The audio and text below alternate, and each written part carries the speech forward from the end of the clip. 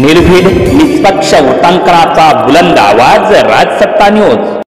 संगमनेर शहरातील शिवाजीनगर येथे गांजा विक्री करणारा पंटर पोलिसांनी ताब्यात घेतलाय। पोलिसांनी यावेळी एक जणास ताब्यात घेत 1 किलो गांजा हस्तगत केला आहे। संगमनेर शहरातील अतिशय महत्त्वाचं व गजबजलेलं ठिकाण म्हणजे शिवाजीनगर येथील वैदुवाडीत एक गांजा तस्करावर पोलिसांनी छापा टाकत 1 किलो गांजा जप्त केला आहे। पोलीस निरीक्षक भगवान मथुरे यांना मिळालेल्या माहितीप्रमाणे त्यांनी एक पथक तयार करून कारवाईच्या सूचना दिलेल्या होत्या। त्यानुसार पोलीस उपनिरीक्षक विठ्ठल पवार यांनी छापा टाकला असता एकास रंगेहात पकडलेला आहे। यावेळी त्याच्याकडून 9,000 रुपयांचा 980 ग्रॅम वजनाचा गांजा जप्त करण्यात आला आहे।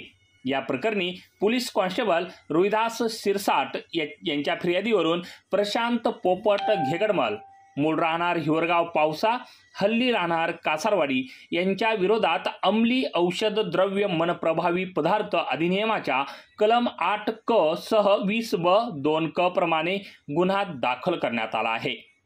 राजसत्ता न्यूज ब्युरो, संगमनेर।